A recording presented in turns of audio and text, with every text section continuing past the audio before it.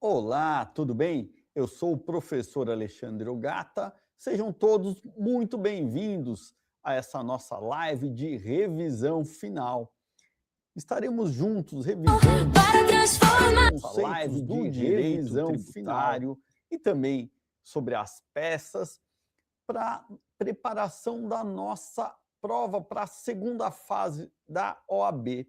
Bom, estamos nas vésperas da prova, é um momento agora de não se deixar abalar pelo nervosismo, controlar a ansiedade, que vai dar tudo certo. A gente vai ver então aqui essa revisão, não é algo para se estressar nem para se esgotar. É um momento aqui que o estudo é um estudo mais assim, mais geral, mais abrangente, só para dar uma tranquilidade e a gente ver algumas dicas importantes que vão nos auxiliar na hora da prova. Então, vamos ver aqui a apresentação da nossa revisão final. Um ponto importante que eu coloco sempre é que é uma prova que a gente vai poder consultar, né, o vade-mecum, com a legislação, com súmulas, mas é importante a gente ter um bom delineamento do direito tributário ali, onde que a gente encontra algumas situações lá muito importantes. Por exemplo, a gente vai ver o que nós vamos ter na Constituição Federal. Na Constituição, a gente vai ter a definição de competências tributárias. Então, lá que a gente vai saber, né, o que cabe, qual o imposto que cabe a cada ente, o como é desenhada essa competência, inclusive com as limitações ao poder de tributar. Quando falamos em limitações ao poder de tributar, estamos falando nos princípios, princípio da anterioridade do exercício, princípio da anterioridade nonagesimal, princípio da legalidade, entre outros princípios, e também a imunidade, que vai, né, também ajudar no desenho das competências e é uma limitação ao poder de tributar.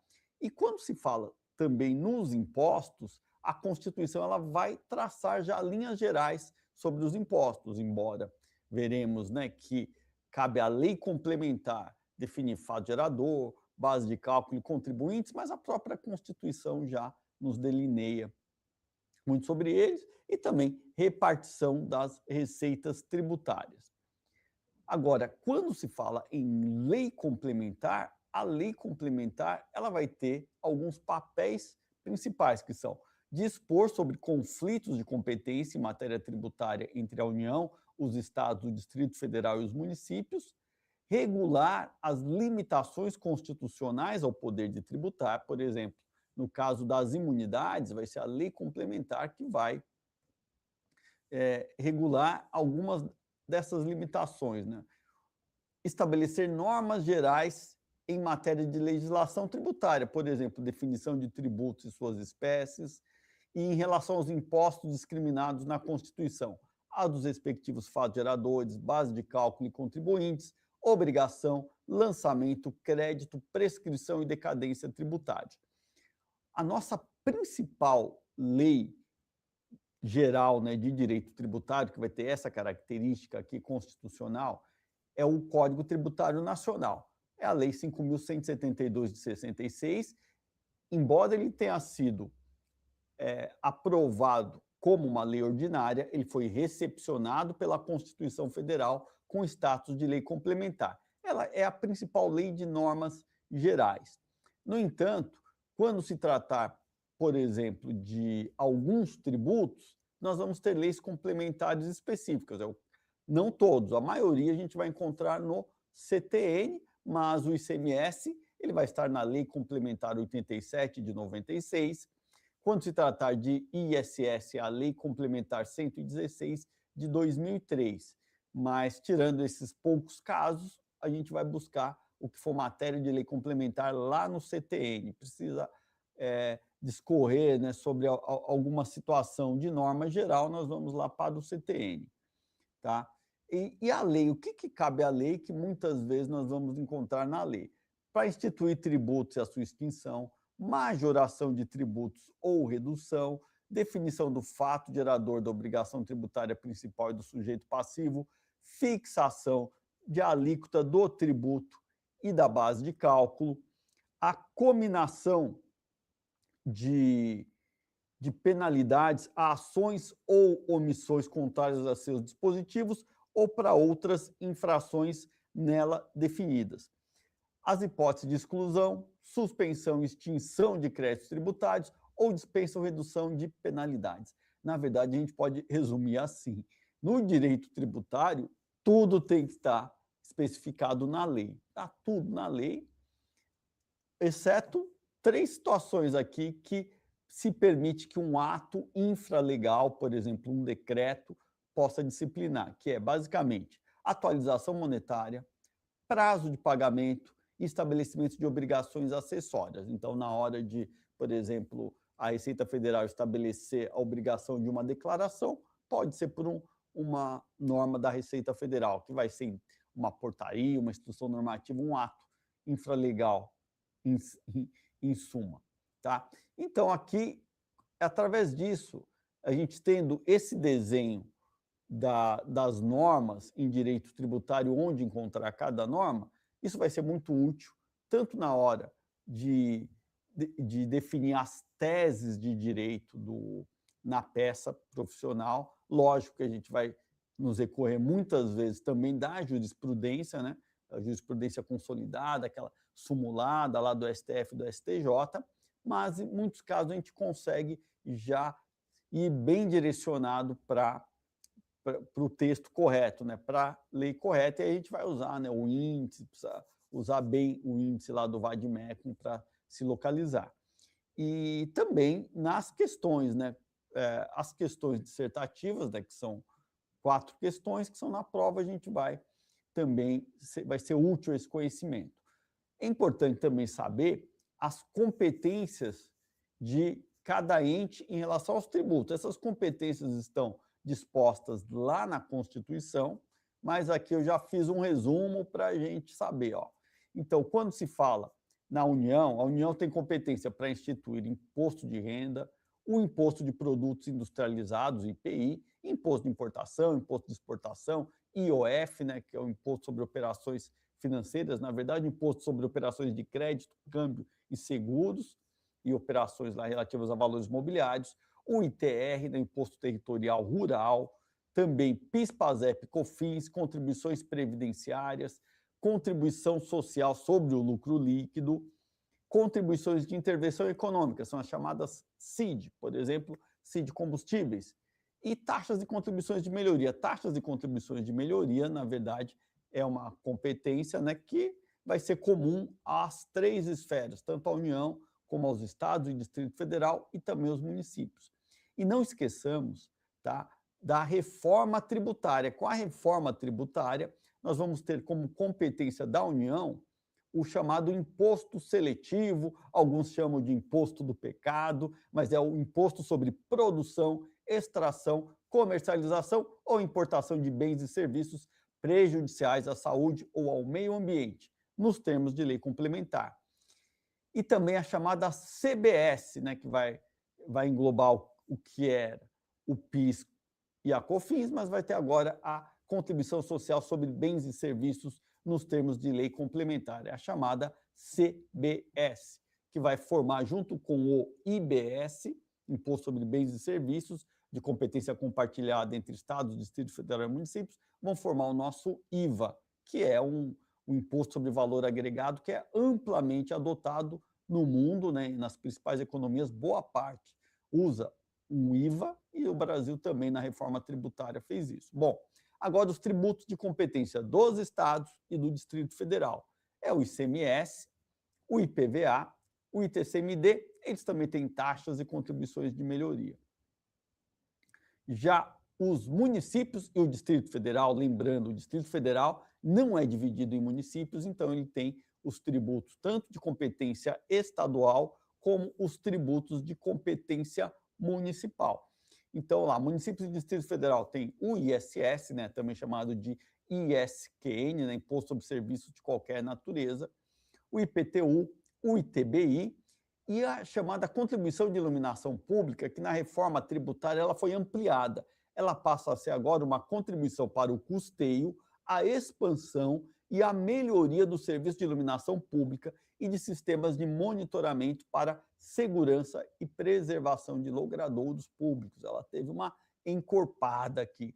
E também, né, os municípios podem instituir taxas e contribuições de melhoria. Lembrando, né, tudo mediante lei. Bom, temos uma competência compartilhada, tá? Entre estados, Distrito Federal e municípios, que eu falei, né, o IBS. Então, é Imposto sobre Bens e Serviços, que é de competência compartilhada entre Estado, Distrito Federal e municípios. Então, aqui a gente já tem um delineamento que é importante, muitas vezes, né, na questão da peça profissional, vocês vão ter lá versando sobre um tributo. É importante saber qual que é a competência de cada um, né? Se for uma taxa, uma contribuição de melhoria, ele vai citar, né, que é Estado, município, mas dependendo da situação, né, a gente tem que saber lá, por exemplo, um imposto que é da União, é importante saber identificar. Bom, agora eu vou falar sobre a linha do tempo do crédito tributário. Ela é importantíssima. Com essa linha do tempo, nós temos uma visão geral do crédito tributário, e essa visão do crédito tributário nos permite também identificar os momentos em que está ocorrendo, né, o crédito tributário para saber identificar que peça que nós vamos ter que fazer na hora da prova, né? A peça profissional tem um enunciado, ele vai contar e a gente vai ter que saber ali esses momentos, né? Principalmente para identificar aquelas peças de petição inicial, que também vamos ver na revisão, tá? Então, o fato gerador, ele vai ter que estar definido em lei. Então, a lei vai ter aquela previsão, tá, daquela hipótese de incidência. Qual é a hipótese de incidência que vai fazer nascer o fato gerador do tributo? E aí, quando ocorre a subsunção do fato à norma, ou seja, aquela situação prevista em lei, ela ocorre no mundo real, nós vamos ter o nascimento da obrigação tributária. Nós vamos ter o fato gerador e, com ele, a obrigação tributária. Então, um exemplo de uma hipótese de incidência. Hipótese de incidência do ICMS. A saída da mercadoria do estabelecimento contribuinte do ICMS. Então, quando sai aquela mercadoria efetivamente do estabelecimento do contribuinte, por exemplo, ele fez uma venda, saiu a mercadoria, vai ocorrer o fato gerador do ICMS. E com ele vai nascer a obrigação tributária do contribuinte pagar o ICMS. Tá? Aqui a gente tem esse tipo de situação, uma circunstância material. A gente tem também alguns tributos que são periódicos, um exemplo, o IPTU. Quando que ocorre o fato gerador do IPTU? Normalmente, as leis municipais estabelecem como 1º de janeiro, tá? Em 1º de janeiro de cada ano, o que é o fato gerador do IPTU? A propriedade, o domínio útil ou a posse a qualquer título de imóvel por natureza ou acessão física na zona urbana do município em 1º de janeiro de cada ano. Ou seja, temos lá 1º de janeiro, todo mundo, né, comemorando o ano novo, a entrada do novo ano, soltando fogos, se divertindo, tomando, né, um espumante. Bom, nesse momento nasceu o fato gerador do IPTU. Pois bem, é possível pagar o IPTU nesse momento, em 1º de janeiro ou 2 de janeiro, que seja o primeiro dia útil? Não, não dá. Porque a obrigação tributária, ela vai precisar de uma liquidez e certeza que ela ainda não tem, que ela vai nascer quando? Com o lançamento. Com o lançamento ocorre a constituição do crédito tributário. Eu falei do IPTU, o IPTU é o exemplo de manual do lançamento de ofício. No lançamento de ofício, é a autoridade administrativa tributária quem faz o lançamento. Não tem participação do sujeito passivo.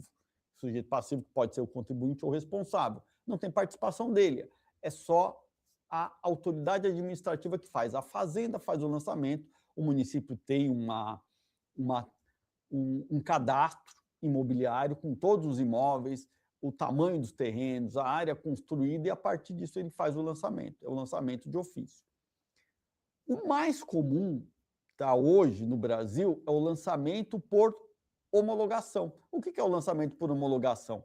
Aqui, o próprio sujeito passivo, ele verifica a ocorrência do fato gerador, ele interpreta a legislação tributária, calcula o tributo e paga, sem interferência nenhuma da Fazenda. E a Fazenda, ela vai ter 5 anos contados do fato gerador para concordar com o lançamento, ou se não concordar, ela lança a diferença através de um lançamento de ofício. Tá? Se nesses 5 anos a Fazenda não se manifestar, então o lançamento vai estar homologado. Tá? Ele estará, por isso que é lançamento por homologação, vai ocorrer uma homologação tácita. Tácita se a Fazenda não se manifestar, ou se a Fazenda der o ok antes desse prazo, teremos a homologação expressa da Fazenda. Tá? O lançamento por declaração, ele é francamente em desuso.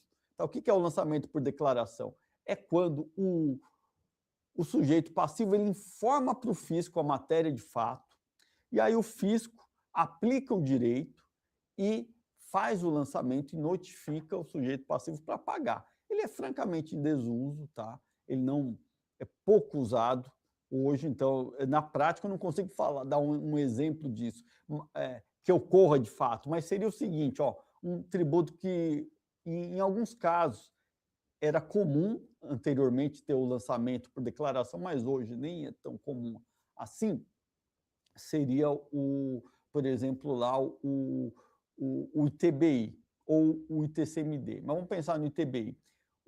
Ocorre, né, aquela operação de compra e venda do imóvel, seria o quê? O contribuinte informar para o município, falar, ó, estou vendo o imóvel, o valor é tanto, e o município vai e depois notifica o contribuinte para pagar. Isso hoje está em desuso, né? Hoje, mesmo o ITBI, normalmente ele é feito por homologação, é o próprio contribuinte que calcula e paga. Tá? Muitas vezes é o próprio cartório, né? Porque o cartório, aquela operação que foi feita perante o tabelião, se ele não tiver verificada a cobrança correta do tributo, o tributo pode ser cobrado dele, por responsabilidade tributária. Então, por isso que muitas vezes o próprio cartório é que calcula o tributo, mas, na verdade, seria feito pelo próprio contribuinte. Tá? Esse é o lançamento por declaração. Agora, o lançamento mais comum é por homologação, mesmo quando tem declaração. Tá? O fato de existir uma declaração, como é a declaração do imposto de renda, não quer dizer que o lançamento é por declaração. Tá? O lançamento é por homologação, porque o próprio contribuinte é que calcula e paga. E esse é um ponto importante. Então, hoje, a maior parte dos lançamentos dos tributos originariamente é por homologação, mas ainda é muito comum o lançamento de ofício. Quando que ele ocorre de ofício? Nos casos em que a lei prevê, que é o caso do IPTU, mas principalmente quando o fisco fiscaliza o contribuinte e entende que o contribuinte não pagou o valor devido, ele cobra aquela diferença através de um lançamento de ofício. Tudo bem? Bom, quando a gente fala nesse lançamento, qual que é o prazo que a Fazenda tem para lançar? 5 anos. Tá? 5 anos para ela fazer o lançamento de ofício. Então, como é que é calculado esses 5 anos? A partir do primeiro dia do exercício seguinte que o lançamento poderia ser efetuado. Tá? Essa é a regra.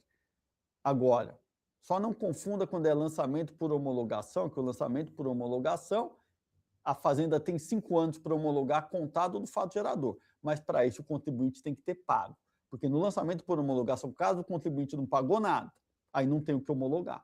Ou então ele agiu com dolo, fraude ou simulação, aí vai valer aquela regra geral. Qual que é a regra geral? 5 anos contados do exercício seguinte a que o lançamento poderia ser efetuado. Esse é o prazo de decadência. O fisco tem esses 5 anos, prazo decadencial, não se suspende e não se interrompe. Tá? Então, 5 anos para constituir. A gente tem a situação de exclusão do crédito tributário, que é a isenção e a anistia. Qual que é a teoria adotada pelo Código Tributário Nacional no caso da exclusão, no caso de uma isenção e de uma anistia? A teoria é a seguinte: ocorreu o fato gerador previsto em lei, só que o fisco está impedido de lançar porque tem uma lei excluindo o crédito tributário. Então, vamos supor que é o caso de uma aquisição de um automóvel por uma pessoa física, tá, portadora de necessidade especial, que lhe dá direito à isenção do IPI.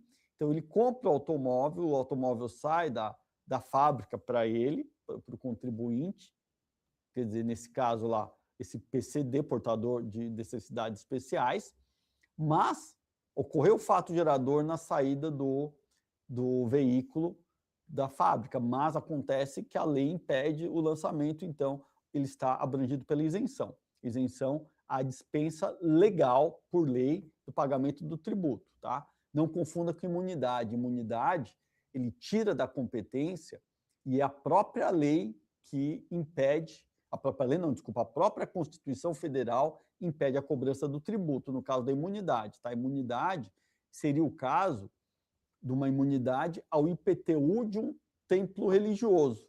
Nesse caso, não ocorre fato gerador, porque a Constituição diz que o município não tem competência para cobrar o imposto sobre o patrimônio, renda ou serviços de uma entidade religiosa, tá?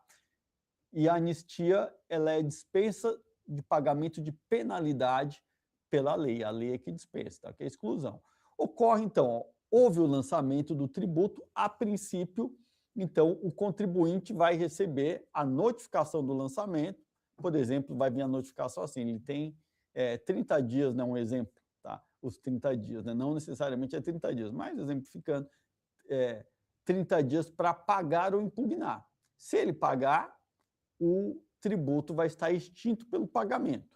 Mas pode ser que ele não pague e ocorra uma hipótese de suspensão. Aquele crédito, quando suspende o crédito tributário, ele não pode ser cobrado.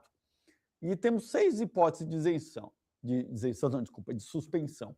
A primeira, ele pode fazer impugnação, reclamação e os recursos nos termos das leis reguladoras do processo administrativo tributário. O sujeito passivo ele não concorda, ele fala, olha, lançou, mas eu não sou o contribuinte, olha, eu não sou, era o PTU, esse imóvel não é meu mais, por exemplo. É uma reclamação em recurso, vai suspender, não vai ficar parado, o fisco não pode cobrar, não vai poder executar enquanto está suspenso. Então, tem 6 hipóteses de suspensão. Moratória, depósito do montante integral, reclamação em recurso, que a gente já viu em processo administrativo, concessão de liminar e mandado de segurança, concessão de liminar ou tutela antecipada em outras espécies de ação judicial ou parcelamento. Então, aqui ele está suspenso. O fisco não pode cobrar. Só que essa suspensão, ela é temporária, ela vai ter um momento em que ela vai ser resolvida. Ou o contribuinte pode ter que pagar, ou pode virar uma extinção, tá, do crédito tributário. Então, extinção, o que ocorre na extinção? Ela tem 12 hipóteses de extinção. Pode ser o pagamento, se pagou, acabou. Mas pode ser, por exemplo, a decisão administrativa irreformável. Ele suspendeu inicialmente, o contribuinte entrou com uma impugnação, então é a reclamação e o recurso, depois foi julgado favorável ao contribuinte e está extinto pela decisão administrativa irreformável. Pode ser que ele conseguiu uma liminar em mandado de segurança, e aí está suspenso, né? É a liminar. Daí depois, no trânsito em julgado, foi confirmado, realmente o contribuinte não tem que pagar o tributo. Aí ele foi extinto pela decisão judicial passada em julgado. E aí temos outras hipóteses, né? Compensação, transação, remissão. Então, a compensação, ele faz um encontro de dívidas, na transação há concessões mútuas entre fisco e contribuinte. Na conversão do depósito em renda, o contribuinte depositou para suspender a exigibilidade do crédito tributário, por exemplo, ele, numa ação judicial, se o contribuinte depositar, aí não vai correr, né, a cobrança pelo fisco, não vai ocorrer porque ele está garantido pelo depósito. Aí depois ele perdeu a demanda judicial, o que vai acontecer? Vai converter o depósito em renda e está extinto pelo depósito, tá? Lembrando, tá, que o fato do contribuinte entrar com uma impugnação, ou seja, reclamação em recurso em processo administrativo, por si só suspende a exigibilidade. Agora, se ele ingressar com uma ação judicial, só esse fato não vai fazer suspender. Esse é um ponto importante. Como que ele vai conseguir suspender através da ação judicial? Ele vai conseguir a suspensão ou por uma liminar e mandado de segurança, ou uma tutela provisória em outras espécies de ação judicial, tá? Ou então ele deposita. Aí pode ser no mandado de segurança ou em outra ação judicial ele faz o depósito, aí está suspenso, tá? Agora, a extinção pelo processo é só quando houver o trânsito em julgado. E pode ocorrer também o quê? A remissão. A remissão, o que é a remissão? É a dispensa do pagamento do tributo por lei ou da penalidade por lei. Opa, espera aí, eu já ouvi essa expressão de dispensa de pagamento de tributo por lei, que era a isenção. A remissão também. Eu já vi a dispensa do pagamento da penalidade por lei, que é o caso da anistia, mas a remissão também. Como é que eu diferencio na prova anistia e isenção da remissão? A gente vai identificar essas situações se houve lançamento. Se já houve o lançamento, ele está dispensado do pagamento do tributo ou penalidade por lei, se trata de remissão. Se ele foi dispensado por lei, mas não havia o lançamento, aí se foi dispensa de pagamento de tributo é isenção, se foi dispensa de penalidade é anistia. Tá? Agora, supondo então que houve o lançamento, se havia alguma hipótese de suspensão, não existe mais, continuou correndo o prazo e ele não pagou. O pagamento ele não pagou. O que vai acontecer? E nem ocorreu nenhuma outra hipótese de extinção. Aí, nesse caso, vai ocorrer o quê? Com aquele crédito tributário que não foi quitado pelo sujeito passivo. A Fazenda vai fazer inscrição em dívida ativa, vai extrair a certidão de dívida ativa e ingressar com a execução fiscal, processo de execução fiscal. Tá? Quanto tempo que ela tem para fazer isso? Ela tem um prazo prescricional de 5 anos para a execução fiscal. Tá? 5 anos contados da onde? Da definitividade do crédito tributário. O que é a definitividade do crédito tributário? É o seguinte, o contribuinte foi notificado para pagar e ele não pagou, nem impugnou, simplesmente não deu bola.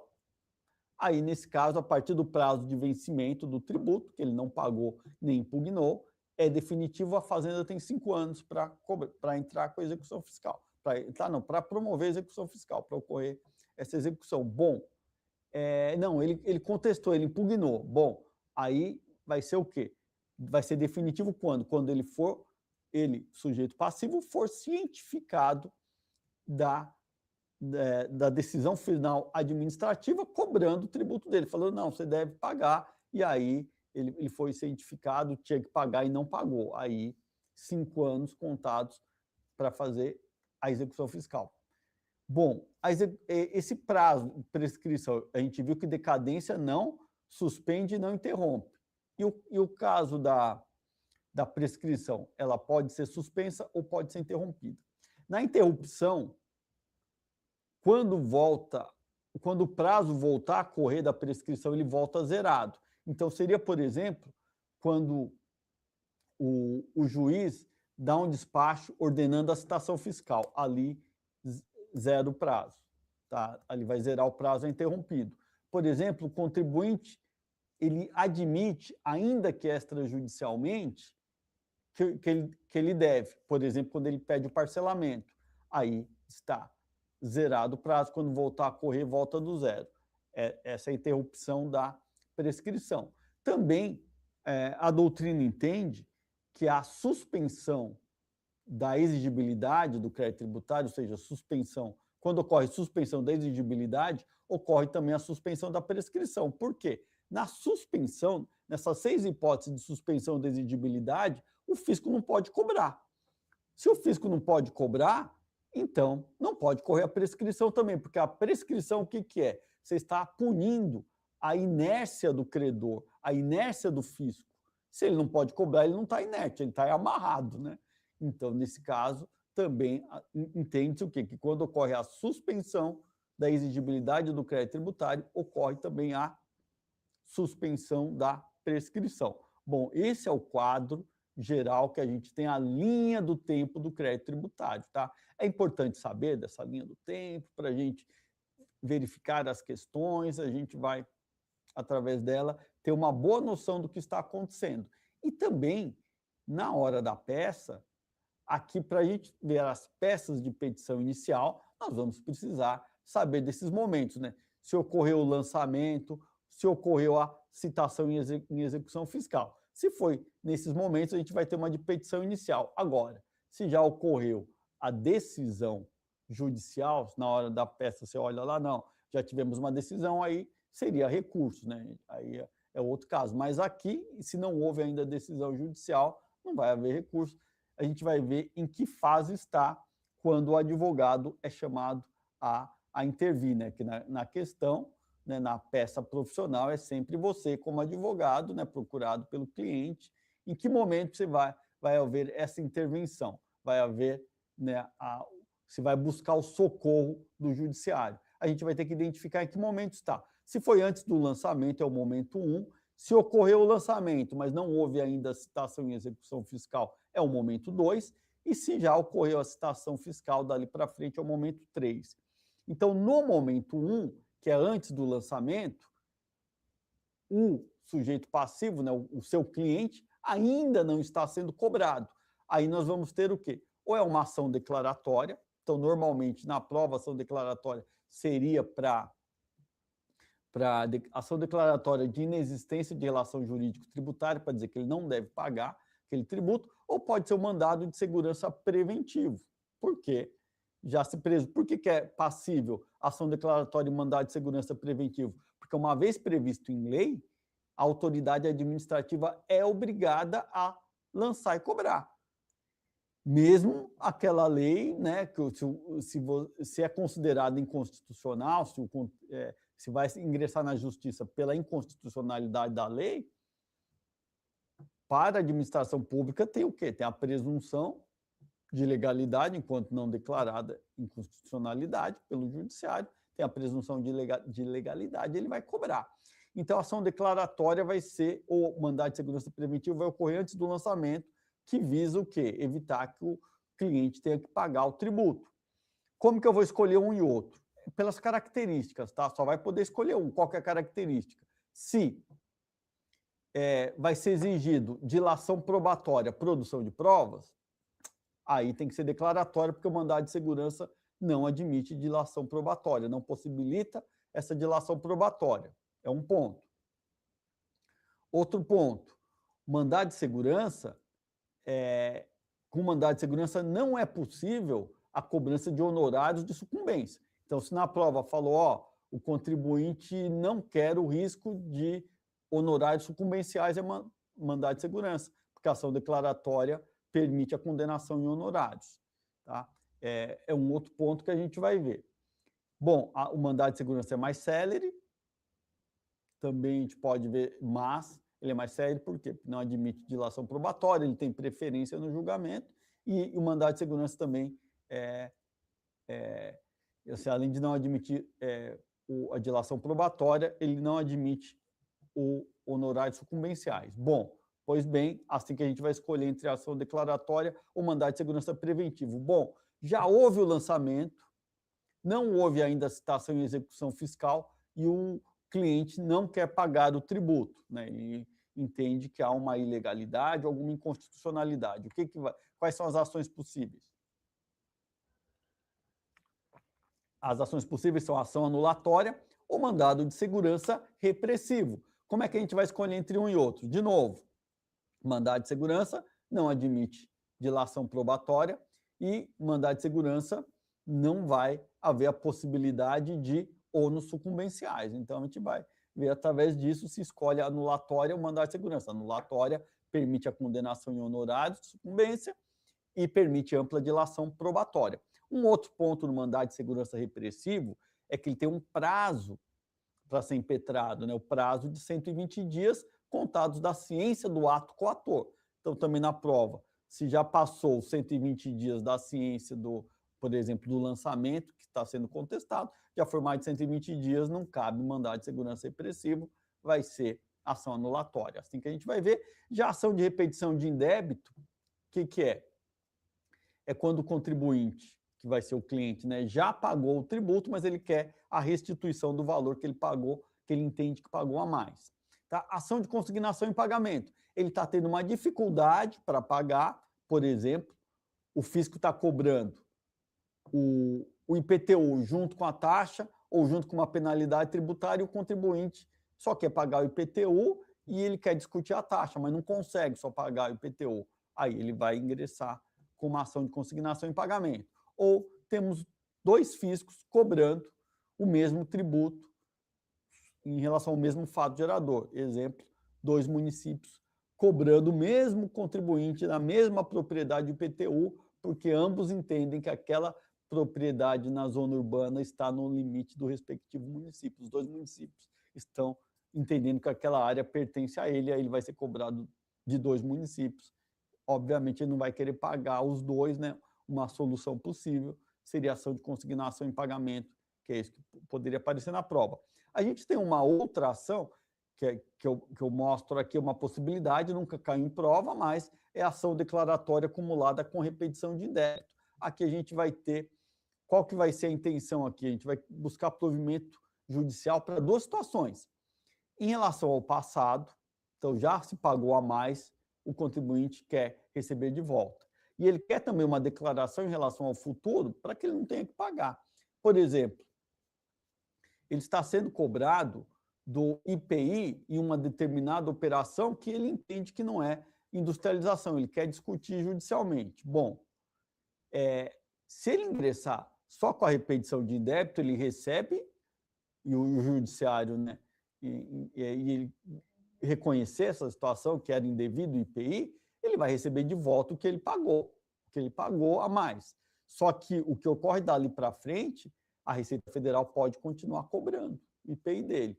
Para isso, ele vai precisar da ação declaratória. Então, ação declaratória o quê? Para o futuro, para ele não ter que pagar no futuro, e a ação de repetição de indébito em relação ao passado, para ele receber o que ele pagou a mais. Tá?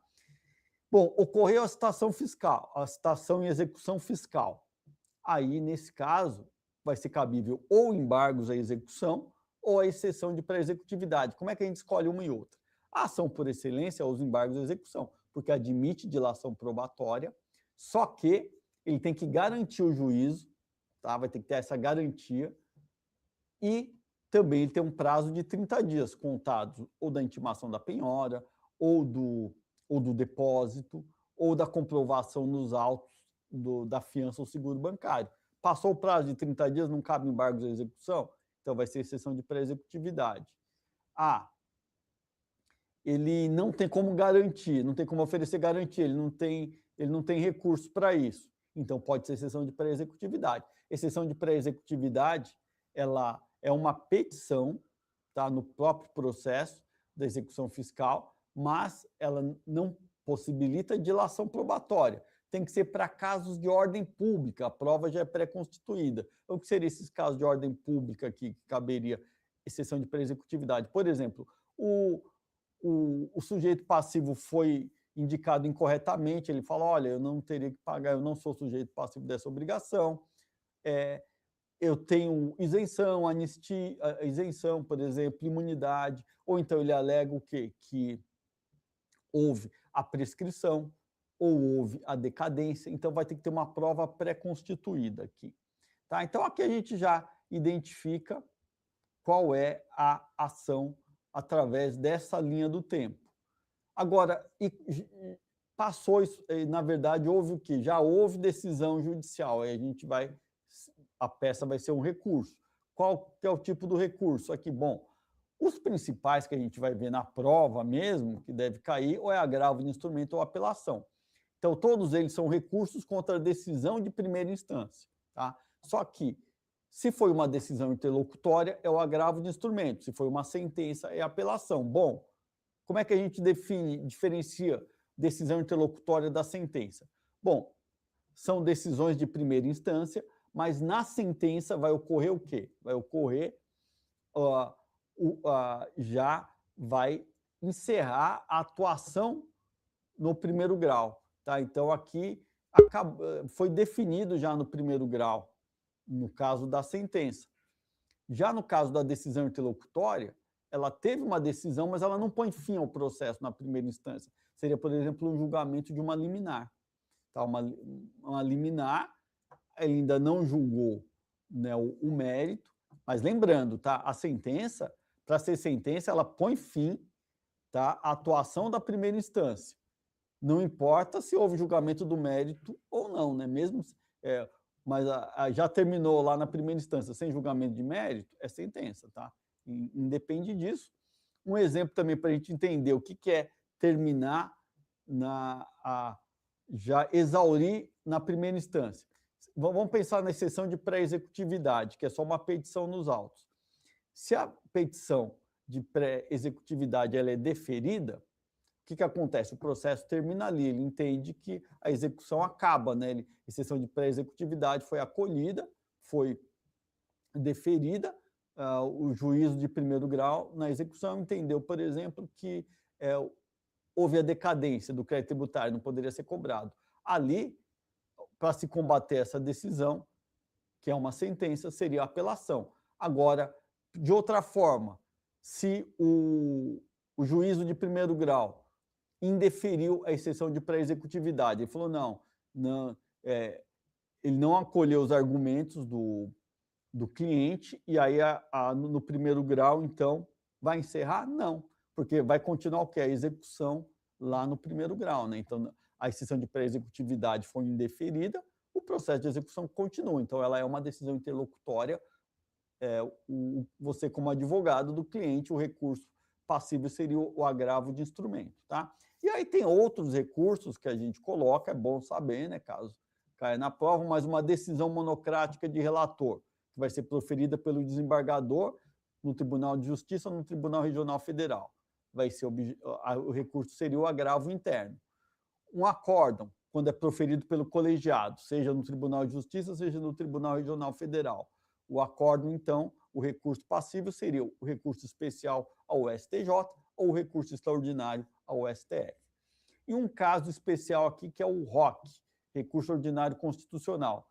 É o recurso em relação a mandados de segurança decididos em instância única, se denegatória a decisão. Então, se for uma decisão do Tribunal de Justiça ou do Tribunal Regional Federal, o ROC vai ser julgado pelo STJ.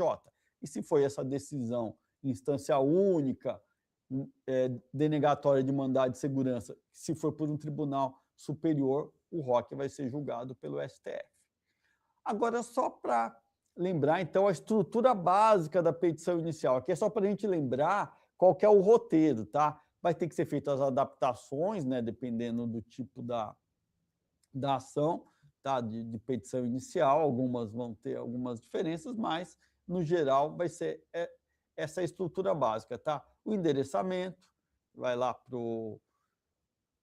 Né, seja lá o endereçamento da petição inicial, lá, seja para a Justiça Estadual ou Justiça Federal, a gente vai ver que tributo que se trata, né, qual que é a situação, qualificação do requerente, que você vai ver lá no artigo 319, inciso 2 do CPC, como que é a qualificação, fundamento da peça, né, vai colocar qual que é a base legal daquela peça, o nome da peça, né, se é ação anulatória, mandado de segurança repressivo, mandado de segurança preventivo.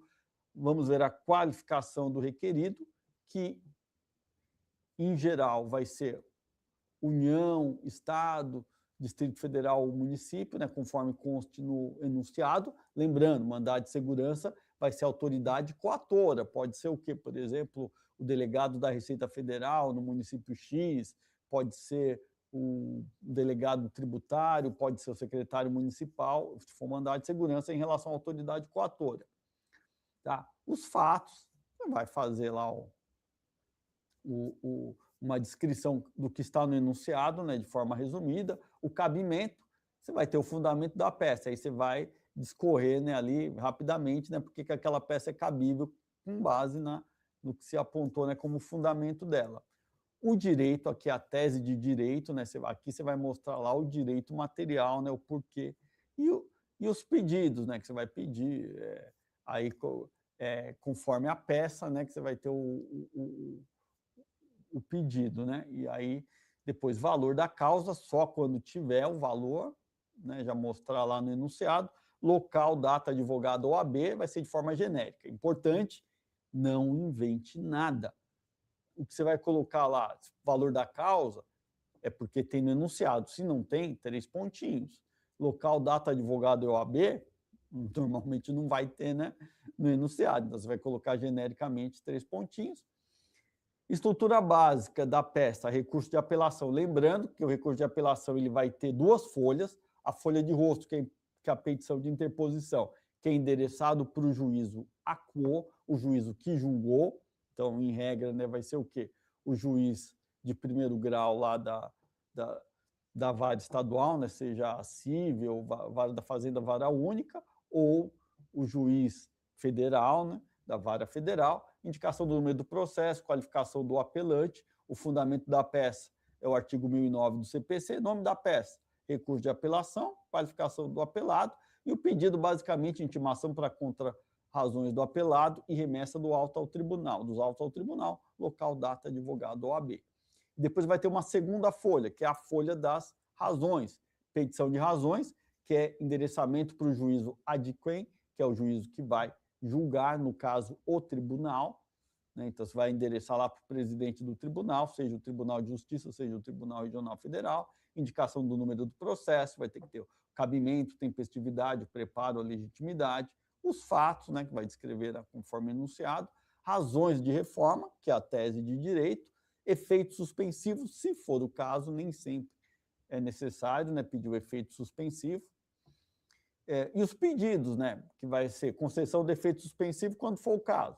Você vai ter o tópico e nos pedidos você vai pedir, né, esse efeito suspensivo, julgamento monocrático do relator, se for o caso, provimento do recurso, né, vai ter que pedir, e inversão do ônus de sucumbência, local, data, advogado, OAB.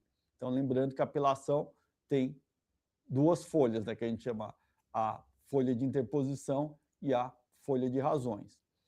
E, por fim, o agravo de instrumento. O que é o agravo de instrumento? O agravo de instrumento, então, contra a decisão interlocutória do juízo de primeiro grau, esse vai ser uma folha só, tá? Não vão ser 2. Então, aqui vai ser endereçado lá para o tribunal, tá? Indicação do número do processo, qualificação do agravante, o fundamento da peça. Artigo 1015, vai ter que escolher o inciso lá, o CPC, né? Nome da peça, agravo de instrumento, qualificação do advogado, cabimento, tempestividade, preparo de legitimidade, os fatos, razões de reforma, aí, né, vai ser bem parecido lá com a folha de razões, né, da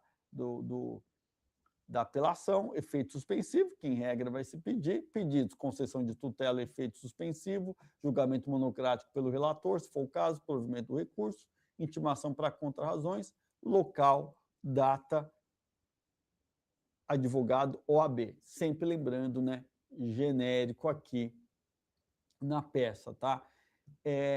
Bom, aqui então a gente passou de forma geral essa revisão. Como eu falei, o objetivo aqui, lógico, não é a gente esgotar todos os assuntos, até porque, né, seria impossível, né, porque você tem um tempo limitado,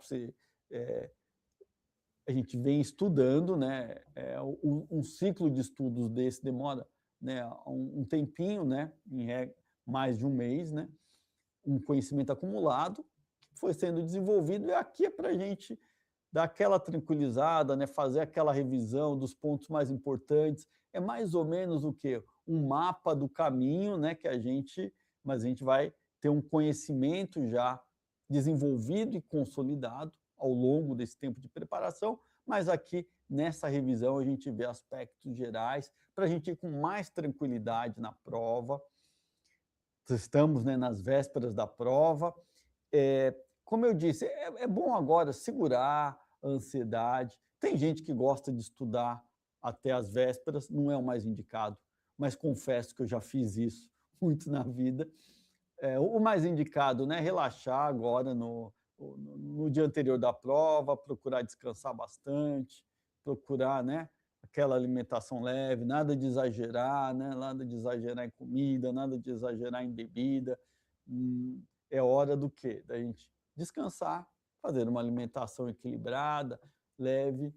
Se for, né, a gente fez a revisão agora, anotar, ver alguma coisinha lá só para ter aquela tranquilidade, né, ter aquela estrutura, né, que a gente já tem mentalmente, né, a estrutura da peça, para ver alguns aspectos principais do ciclo, né, do direito tributário. Mas olha, gente, tranquilidade. Agora é o momento, né, de não ficar nervoso, controlar essa ansiedade, porque essa vai virar prova. Pode ter certeza que vocês vão ter um bom desempenho. Para quem veio se preparando aqui agora, é o momento final, e nós aqui do Damásio estaremos juntos. Estivemos juntos, né, na preparação, estamos aqui na revisão, vamos depois estar juntos na correção da prova, vamos verificar se há algum recurso passível, também iremos ajudar, se for necessário, né, ou se, além de passível e necessário, os recursos. Mas, então, aqui eu vou agradecer, então, a presença de todos que estivemos juntos aqui nessa live. Desejo, então, bons estudos, né, nesse estudo finalzinho aqui, mas o estudo final não é pesado, né, é uma revisão, e desejo uma boa prova. Estaremos juntos ainda. Me despeço por aqui e até breve.